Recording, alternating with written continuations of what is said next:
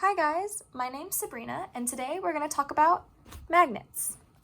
So the first thing we're going to notice about magnets is there's always a north pole and a south pole. So if I try to connect my magnets like this, they'll connect. But if I take one, flip it over, and try to connect them again, they're going to repel. I'm not going to be able to make them connect. This is because magnets always have a north pole and a south pole. And in magnets, opposites attract. So a north would attract a south, but would repel a north. So we can also look at this on the table. We can see that I have two of the same poles, and it's just pushing it along. I can't really make them connect. Whereas if I flipped it over, I put the other side on, it'll suddenly attract.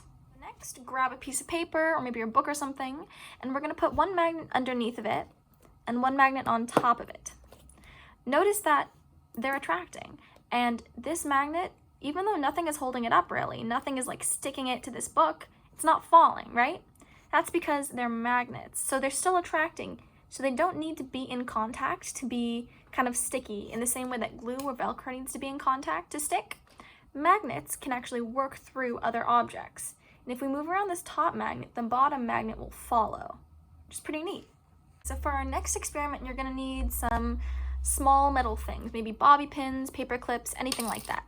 So first we're just gonna see if anything is happening to these bobby pins. Do they interact at all? Anything cool happen when I move them around? Not really, they're just small pieces of metal. Now we're gonna take our magnet and put it near these bobby pins and see what happens.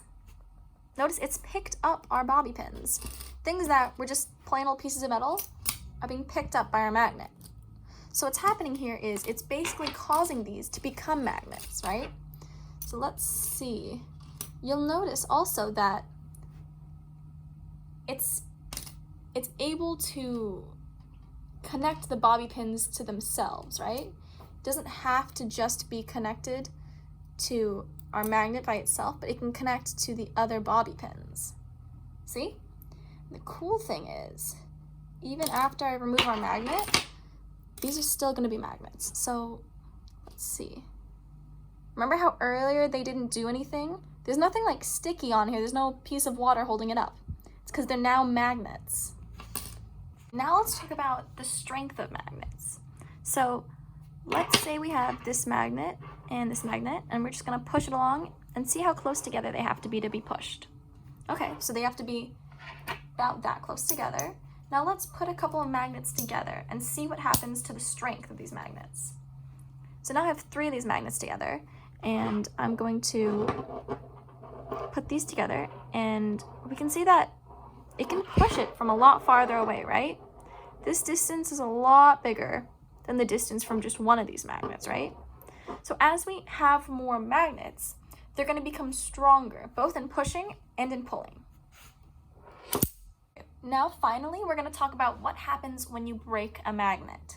So I know a lot of people have had questions about this before, wondering if maybe when you break a magnet, do you get to separate it into just a north pole and just a south pole? But that's not really how magnets work. So let's connect a couple magnets together,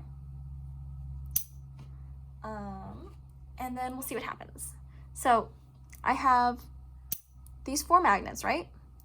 So if I was to separate this in half, basically breaking my magnet in half, these are still going to act like normal magnets, right? They're going to attract, they're going to repel. So these 2, when separated, are still magnets. What about this? This is basically one big magnet right now, right? As we just proved.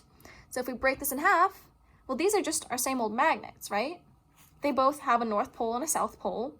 So when we're breaking a magnet in half, what we're really doing is we're just taking a big magnet and breaking it into 2 smaller magnets. But they both are going to have north poles and south poles still. They're really all just the same. You can't make a magnetic monopole, basically. Where magnetic monopole is something with just a north pole or just a south pole. Not possible yet.